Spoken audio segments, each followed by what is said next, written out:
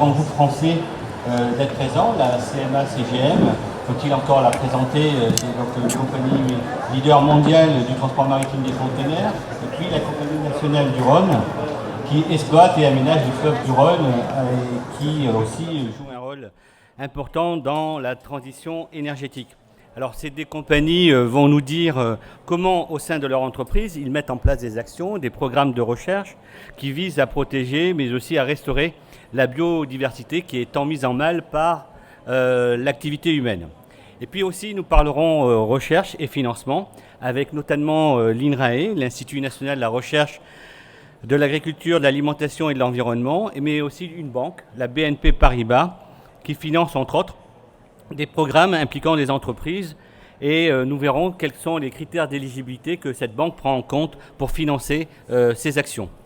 Alors, très rapidement, avant de commencer cette table ronde et de laisser la parole à chacun pour qu'il se présente, par la suite, après chaque présentation, nous poserons quelques questions individuellement, mais à la fin de toutes les présentations. Donc je vais laisser la parole à Claire Martin qui va se présenter et puis ainsi de suite et nous enchaînerons.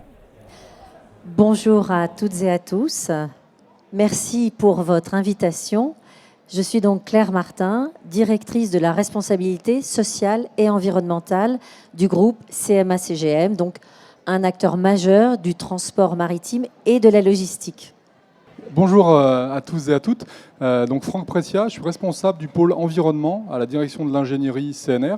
CNR est une entreprise qui est concessionnaire du fleuve Rhône depuis la frontière suisse dans les Alpes jusqu'à la Méditerranée, avec une triple mission historique: développer la navigation, produire de l'énergie renouvelable hydroélectrique et aider l'agriculture, ainsi qu'une mission complémentaire depuis quelques années de piloter, de gérer des actions environnementales pour la biodiversité du fleuve.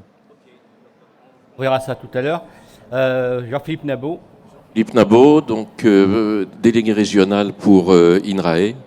Donc la principale mission d'INRAE, on peut la résumer comme je dirais des recherches qui tendent vers une alimentation saine basée sur une agriculture respectueuse de l'environnement. Là, comme ça, on a les trois termes, mais c'est effectivement bien comme ça que ça s'enchaîne. Et évidemment, ça conduit à des recherches multidisciplinaires dont on reparlera. Bonjour à tous, Astrid Béag, je suis directrice d'investissement chez BNP Paribas. Merci beaucoup pour cette invitation. Donc j'ai terminé par me présenter moi-même. Moi je m'appelle Marc Savastin, je suis directeur de recherche à l'INSERM, mais j'occupe les fonctions de délégué régional académique à la recherche et l'innovation en région Provence-Alpes-Côte d'Azur. Et je représente ici le ministère de l'Enseignement supérieur, de la Recherche et de l'Innovation. Donc je laisse la parole à Claire Martin, donc du groupe CMA-CGM, pour qu'elle vous explique comment ce leader mondial du transport maritime s'engage tout simplement pour le climat et la biodiversité. Et je lui laisse la parole. Merci. On peut peut-être passer le premier slide, c'est moi qui le passe. Alors, dans la politique RSE de CMA-CGM, nous avons trois grands piliers. Un pilier people, social, sociétal, un pilier planète, environnement, dont je vais vous parler, et puis un pilier très important également, étant donné notre métier, qu'on appelle commerce responsable. Alors, dans le champ de l'environnement, notre ambition est d'être neutre en carbone en 2050. C'est l'ambition de ce groupe pour l'ensemble de ses activités, donc transport maritime de containers et logistique. Et donc, on veut être un des leaders des solutions décarbonées pour l'ensemble de ces activités de transport et de stockage dans des entrepôts. Donc, on travaille sur deux grands axes. Premier axe, limiter le réchauffement climatique en réduisant l'empreinte carbone de toutes nos activités. Et le deuxième axe, et c'est pour ça que CMA-CGM est partenaire de ce congrès mondial de la nature, d'ailleurs, entre parenthèses, en prenant en charge la compensation carbone complète de cet événement pour qu'il soit carbone neutre. C'est ça l'engagement que l'on a pris vis-à-vis du congrès. Et donc, notre deuxième grand pilier, eh bien, tourne autour de la biodiversité. Et là, on a trois étapes. Premièrement, pour savoir de quoi on parle, il faut être en capacité de mesurer l'impact de toutes nos activités sur la biodiversité. Et ça, on ne le fait pas seul, bien sûr, parce qu'on s'appuie sur des sachants qui peuvent nous orienter vers les différentes dimensions à prendre en compte dans cette mesure. C'est pour ça qu'on travaille depuis quelques années, d'une part avec la charte Sales, qui est la charge du ministère de la Transition écologique et solidaire et d'Armateurs de France, donc avec des acteurs du secteur, pour véritablement voir quels sont les indicateurs que l'on doit prendre en compte pour les suivre.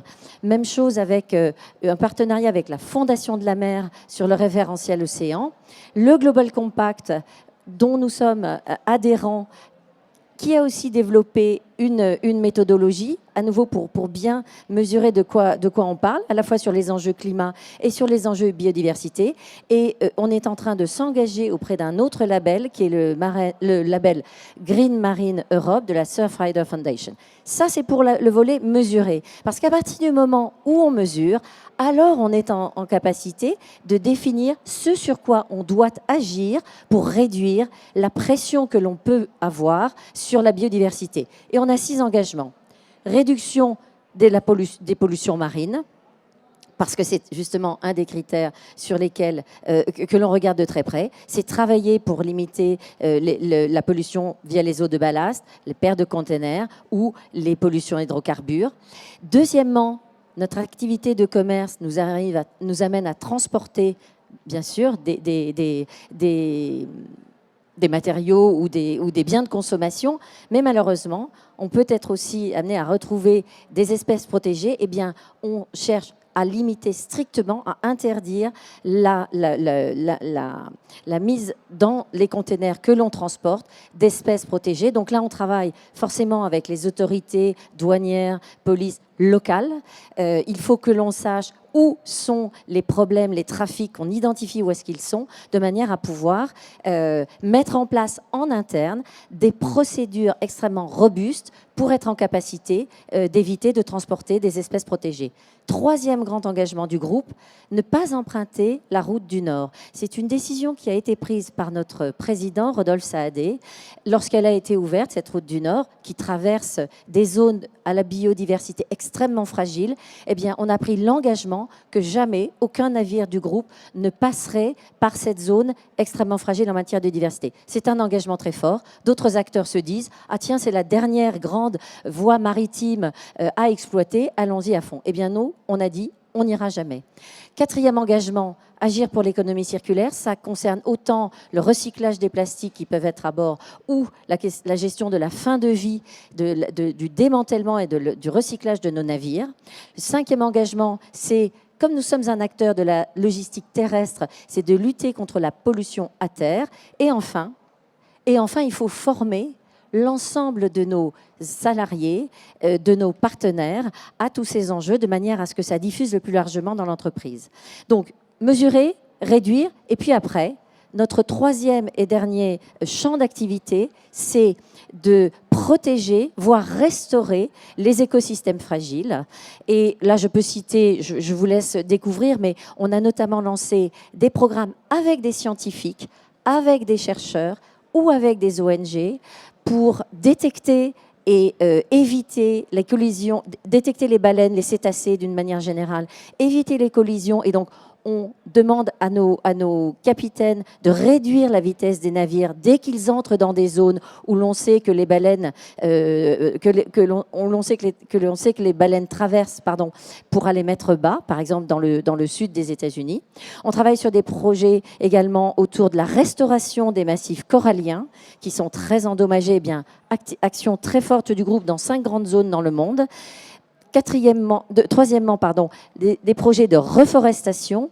Et on a, puisqu'on est tout près du Var et qu'il y a eu des incendies récemment, on a annoncé un don et un partenariat avec l'ONF et un don d'1 million d'euros pour aider à la restauration des 7000 hectares de zones de forêts qui ont été brûlées récemment.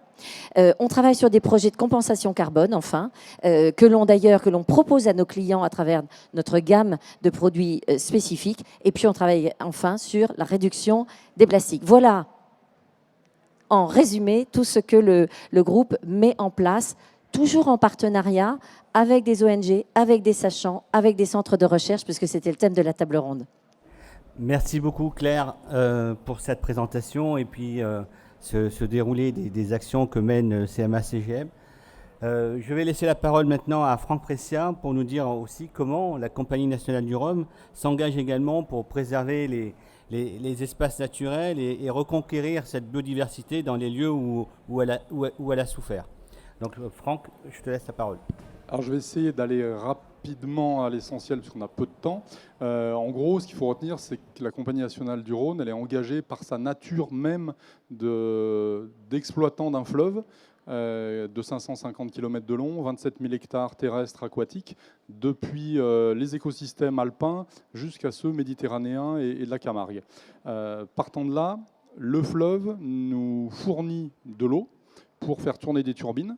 Donc nous, on ne consomme pas d'eau. On utilise l'eau qui passe, on n'a pas de grands réservoirs, nous avons des aménagements au fil de l'eau, donc on n'a pas ces grands réservoirs, on n'a pas de capacité de stockage, ou très minime, et donc l'eau qui passe continue son chemin, l'enjeu étant de favoriser des actions de préservation de la biodiversité qui restent très très résilientes sur la vallée du Rhône, puisque sur l'ensemble du linéaire, on a plus de 92% de la vallée du Rhône qui est couvert par des espaces naturels protégés de type réserve naturelle, arrêté de biotope, site Natura 2000, etc. Donc on a un milieu qui est encore résilient, mais qui est quand même fragilisé par toutes les pressions multiples sur la vallée, et pas uniquement des pressions liées à l'hydroélectricité.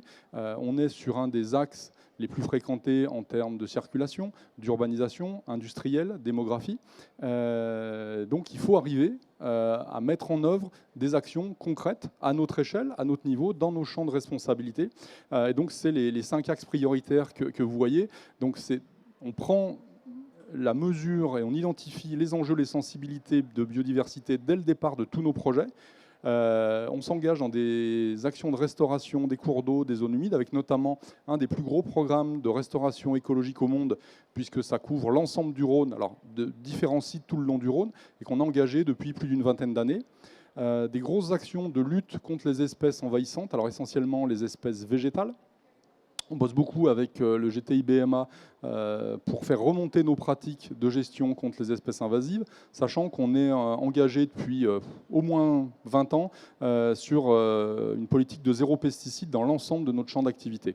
Et puis, et c'est ce qui nous amène aussi à la recherche, le renforcement des connaissances environnementales et biodives.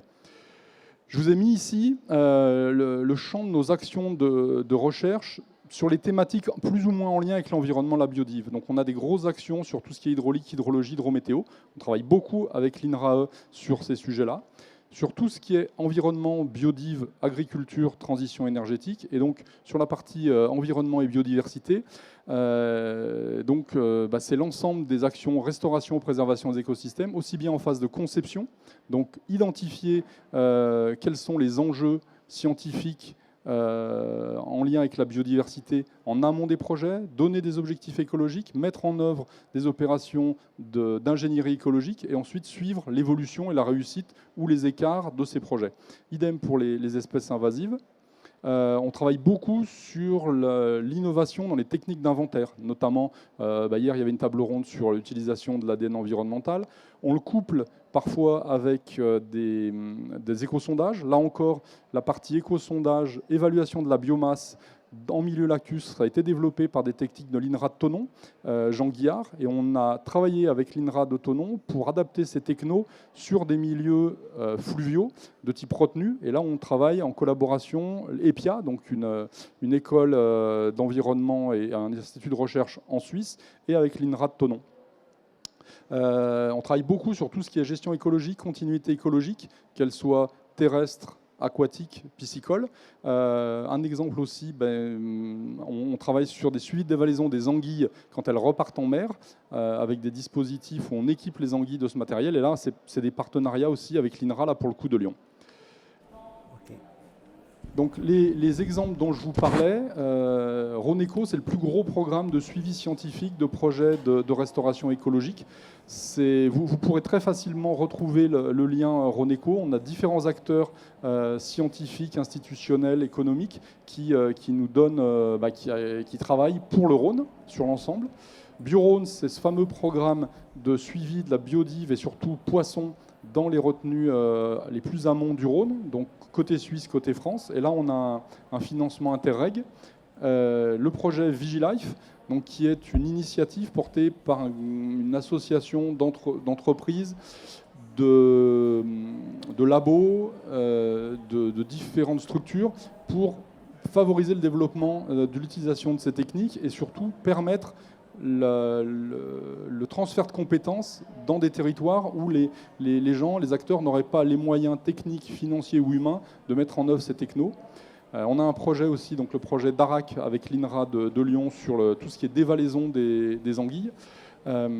Et alors, je vais juste revenir si je peux. Non, alors je vais juste finir. On a aussi monté une association qui s'appelle Initiative pour l'avenir des grands fleuves, IAGF. Le président, c'est Eric Orsena. Et cette association contribue à faire en sorte que les fleuves se parlent. Et donc, les recherches, les résultats de nos recherches communes avec les différents acteurs des sciences, on essaye de les transposer sur d'autres fleuves, ou en tout cas de mettre en relation des gestionnaires, des exploitants avec des scientifiques. Tout ça dans l'objectif de restaurer, protéger la biodiversité. Je m'en arrête là. Merci beaucoup Franck pour cette présentation. Je cède la parole maintenant à Jean-Philippe Nabeau, donc de l'INRAE, pour qu'il nous explique comment en fait ce grand organisme de recherche œuvre pour une alimentation saine et une gestion des ressources naturelles, tout en s'adaptant bien sûr au changement climatique, et aussi peut-être pour qu'il nous dise en quoi le partenariat pour l'INRAE est important. Jean-Philippe. Oui, alors effectivement, INRAE travaille, comme je l'ai dit, dans le domaine de l'agriculture, de l'alimentation et de l'environnement, et évidemment dans un contexte de changement climatique et de transition d'ailleurs globale, énergétique par exemple, et numérique. Alors, la biodiversité, évidemment, sous-tend la plus grande partie de nos recherches, que cela touche les cultures, que cela touche l'élevage, ou que cela touche par exemple des espaces naturels comme les forêts ou encore les milieux aquatiques. Et donc, à travers effectivement cela, on va distinguer des actions qui sont plus particulièrement dédiées à la restauration des écosystèmes. Donc, soit pour les préserver, soit pour en améliorer la gestion, soit pour les restaurer. Et évidemment, ce sont des actions de longue haleine, parce que tout d'abord, il faut pouvoir mesurer, comprendre comment fonctionne chaque écosystème. Et bien entendu, vous le comprendrez, là, il y a une diversité, je vais dire, quasi infinie. Évidemment, il faut à la fois avoir des méthodes de travail adaptées à chaque milieu, pouvoir faire les mesures, des mesures pertinentes qui permettent de comprendre les milieux et aussi de pouvoir, je dirais, les modéliser et pouvoir aussi se projeter, puisque on va en général vers je dirais, des actions de restauration, des actions de restauration en fait qui ont différentes natures. Donc, qui peuvent toucher à la fois les dynamiques de ces écosystèmes. Par exemple, on peut constater que dans un certain nombre d'écosystèmes, le nombre d'espèces n'a cessé de diminuer au cours des dernières décennies. Et donc, l'idée, effectivement, est pas forcément de revenir à l'état initial, mais de voir aussi si certaines espèces peuvent être réintroduites pour renforcer, en fait, la résilience du milieu et de l'écosystème. Ces actions, en fait, peuvent se passer dans des tas de, je dirais, dans des domaines très différents. Ça peut être aussi, par exemple, dans les zones périurbaines, puisque on voit effectivement que certaines de ces zones sont très probablement amenées à changer de fonction dans les prochaines décennies. Évidemment, nous travaillons aussi, vous vous en doutez, sur les sites et sur les sols pollués. Là encore, pour les caractériser, et évidemment dans une optique de dépollution. Et vous avez compris déjà que dans le cadre de cette table ronde, nous ne sommes pas seuls à travailler là-dessus, mais évidemment, il y a aussi de nombreux partenariats et des partenariats très divers, que ce soit, je dirais, des agences de gestion, que ce soit des institutionnels, des collectivités, mais aussi des entreprises, des associations. Et bien entendu, parmi nos partenaires, on va retrouver des chambres d'agriculture, les agriculteurs, les entreprises, des entreprises aussi de l'agroalimentaire, etc. Et puis, un autre point qui est important et qui se développe beaucoup, c'est de travailler sur des solutions qui sont fondées sur la nature. Alors ça paraît effectivement très ambitieux. Bon, ce n'est pas un concept totalement nouveau, évidemment, vous le savez, mais ce sont des solutions en fait qui s'appuient, je dirais, sur des mécanismes naturels. Et elles ne s'appliquent pas que à la restauration des écosystèmes. Elles s'appliquent aussi, par exemple, aux recherches qu'on fait sur l'agriculture, afin évidemment d'éliminer les produits phytosanitaires, mais aussi finalement de baser les méthodes sur des processus naturels. Par exemple, nous avons créé un verger circulaire avec, on va dire, en périphérie, des espèces, je dirais, qui font le plaisir des ravageurs, qui, du coup, épargnent les fruitiers et les productions. Bon, donc c'est un schéma qui peut paraître assez simple, mais qui a aussi le mérite, en fait, de renforcer la biodiversité également autour des cultures et finalement de permettre, on va dire, aux prédateurs des ravageurs qui, eux, ne font pas courir de risques aux productions, de pouvoir s'implanter. Et donc, nous favorisons évidemment ce type de méthode. Autre axe, par exemple, dans le cas de la culture, c'est l'agroforesterie, qui, comme vous le comprenez, marie à la fois l'agriculture et, on va dire, les espaces naturels non anthropisés. Évidemment qu'il les marie d'une façon très, très organisée. Et oui, alors les résultats de ces recherches, pour faire très simple, permettent par exemple d'améliorer la qualité des sols, d'augmenter le stockage carbone dans les sols et d'avoir finalement une utilisation plus rationnelle du sol et du foncier. Et je pourrais citer, au moment où je vais m'arrêter, par exemple aussi l'intérêt d'avoir des prairies temporaires qui ont des effets, je dirais, comparables. Donc c'est aussi des méthodes finalement de culture et d'organisation qui sont très évolutives. Merci Jean-Philippe. Je vais céder la parole maintenant à BNP Paribas et notamment à Astrid Behagel pour qu'elle nous dise comment finalement cette banque sélectionne des projets et sur quels critères elle investit dans des programmes de recherche, et aussi qu'elle nous dise peut-être un petit mot sur l'importance du mécénat. Et puis après, j'espère qu'on aura un petit temps d'échange avec le public pour qu'ils prennent part totalement à cette table ronde. Je vous remercie. Donc rebonjour à tous. Donc effectivement, quand on est une banque, on a BNP Paribas, donc on est une des plus grandes banques au monde. On n'a pas forcément une empreinte industrielle comme peuvent l'avoir mes copanélistes, mais néanmoins, on peut avoir un impact sur la biodiversité qui est très important, ne serait-ce que suivant les entreprises auxquelles on prête ou dans lesquelles on investit. Donc c'est plutôt sur cet axe-là que je vais vous parler, avec 3 parties. La première partie, c'est une partie qui est du mécénat pur. On va être vraiment très en amont, et c'est le mécénat que fait la Fondation BNP Paribas sur la recherche contre le changement climatique et pour la biodiversité. Donc c'est un programme qui a été initié en 2010. Il y a des appels d'offres tous les 3 ans. Prochain appel d'offres est début 2022, s'il y a des chercheurs dans la salle. Et le but, c'est vraiment simplement de financer cette recherche, parce que on a besoin de comprendre, on a besoin notamment sur la biodiversité de bien comprendre les implications qu'il peut y avoir entre les écosystèmes, et donc la recherche a besoin de financement. C'est donc le rôle d'une fondation de financer cette recherche. Depuis 2010, c'est 27 équipes de chercheurs et 18 millions d'euros de déployés. Et puis, quand on sait, on partage. Donc la fondation BNP Paribas aussi va partager ses connaissances et va sensibiliser le public.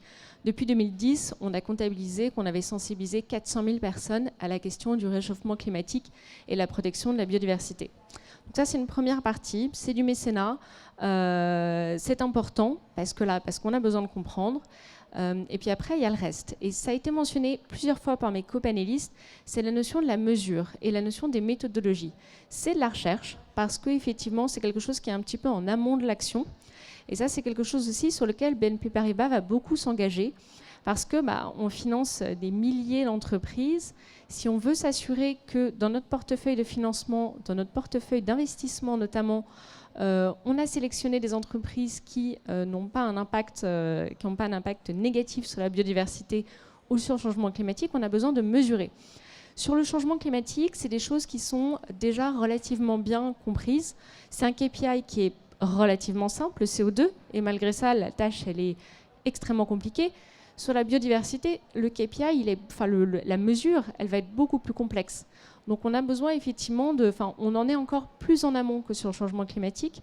Donc ce qu'on fait, notamment avec notre filiale qui fait de l'asset management, donc qui investit pour compte de tiers, on s'est réunis à plusieurs de ces asset managers et on finance une société de consulting qui s'appelle Iceberg Data Lab, et qui fait justement cette notion qui va développer une méthodologie de manière à pouvoir évaluer les entreprises sur des critères de biodiversité. Donc pour l'instant, effectivement, on développe la méthodologie, donc c'est vraiment, ça reste de la recherche. C'est moins fondamental que la recherche, moins fondamental dans le sens amont que la recherche dont je parlais plus tôt, mais c'est très important pour pouvoir après agir. Parce que quand on mesure, après, on peut agir. Donc on a ça, on a aussi la TNFD, donc c'est la Task Force Nature Related Financial Disclosure.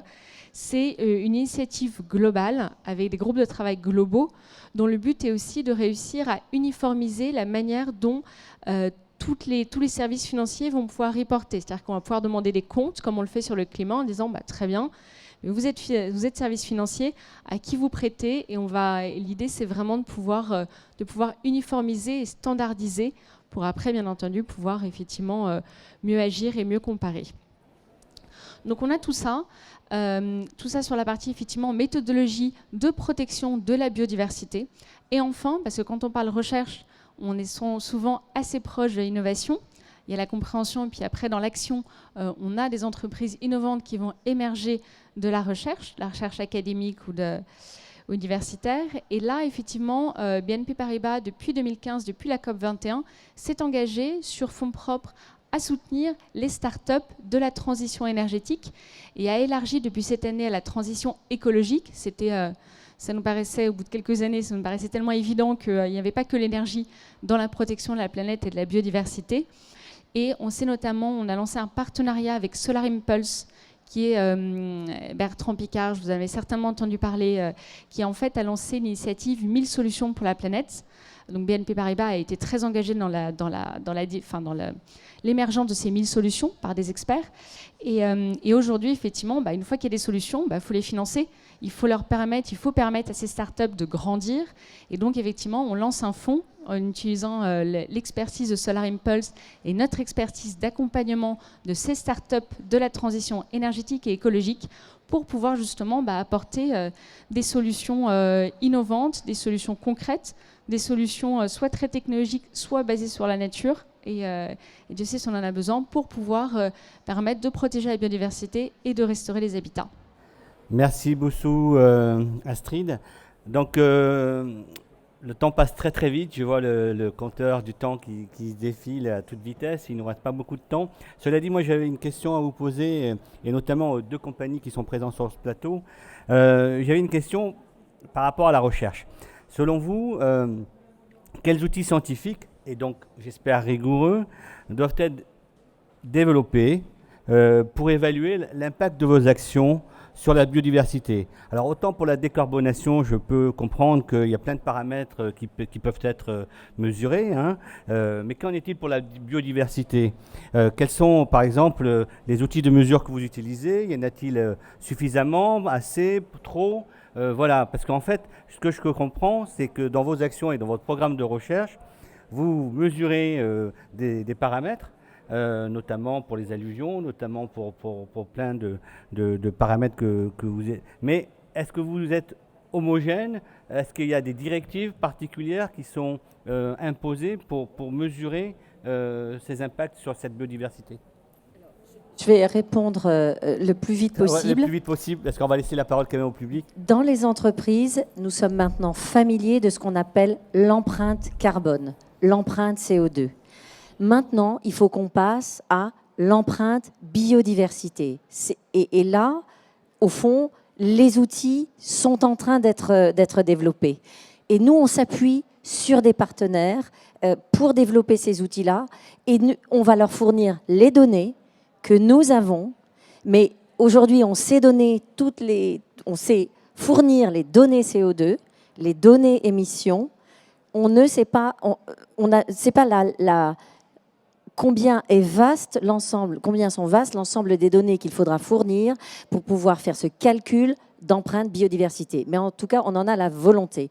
Et on a besoin des laboratoires de recherche, mais aussi des start-up. Et le groupe est très engagé dans des coopérations avec des start-up qui vont chercher des solutions également et qui elles-mêmes travaillent avec un certain nombre de laboratoires. Et je termine, on travaille aussi dans un écosystème.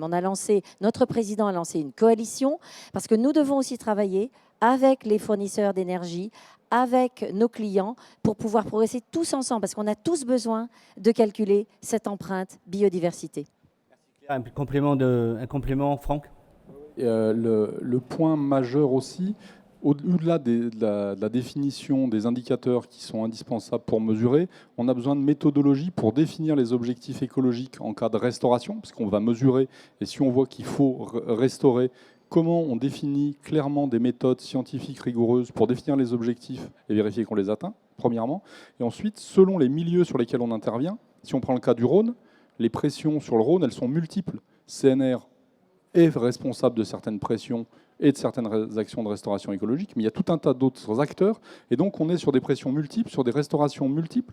Et là, comment on arrive à individualiser, entreprise par entreprise, les effets sur la biodiversité? C'est extrêmement complexe, et donc il faut arriver à avoir aussi des indicateurs globaux et des indicateurs par entreprise, et ça c'est un challenge pour les prochaines années. Merci Franck. Je voudrais juste poser une question sur le financement. On a parlé de mécénat, de capital risque, de start-up sur la biodiversité également. Comment, au niveau d'une banque comme BNP Paribas, vous appréhendez ces choses dans ce domaine? C'est-à-dire, quelles sont vos façons de prospecter sur ce type de... Effectivement, donc aujourd'hui, effectivement, l'objet de cette table ronde, c'était parler de recherche, mais bien entendu, donc c'est pour ça qu'on a parlé de start-up, parce qu'on a la frontière avec la recherche, on a parlé de mécénat sur la recherche, on a parlé de méthodologie beaucoup, mais il y a bien entendu tout le financement, je dirais, classique d'entreprises qui sont bien après les start-up. Et on a effectivement, et on a beaucoup développé au sein de la banque et au sein du monde bancaire de manière générale, des outils qui vont inciter les entreprises à faire des efforts. Alors on a commencé sur les critères CO2, on a commencé sur les critères de gouvernance. Donc effectivement, et en fait le taux de crédit va diminuer au fur et à mesure où l'entreprise va faire des efforts. On se met d'accord avant sur la hauteur de l'effort, par exemple sur le CO2. Et ce qu'on voit, c'est que depuis 2 ans, on voit on voit de plus en plus la même chose qui se développe sur la biodiversité. C'est-à-dire que des entreprises pour lesquelles la question de la biodiversité va être clé, bien entendu, vont, grâce effectivement à ces taux variables, entre guillemets, vont être incités à améliorer leur gestion de la biodiversité avec des KPI sur lesquels, qui vont être audités à extérieur, bien entendu, par des outils indépendants. Donc voilà, donc on va développer au sein, parce que finalement, 1 euro est 1 euro, mais on va réussir en fait à rajouter quelque chose de manière à utiliser notre rôle de financier pour aider les entreprises à... alors avant, c'était à se verdir. Aujourd'hui, c'est à se verdir et à améliorer la biodiversité. Et les retours qu'on a des entreprises, en général, c'est un projet global d'entreprise. Et les retours qu'on a, c'est que, OK, le taux, il va être un peu meilleur, etc. C'est toujours intéressant. Mais c'est surtout un outil pour embarquer l'ensemble des collaborateurs, l'ensemble des employés dans un projet d'entreprise qui va être décidé certes en haut, mais qui doit effectivement ruisseler dans toute l'entreprise pour avoir un vrai impact sur la biodiversité. Merci Astrid.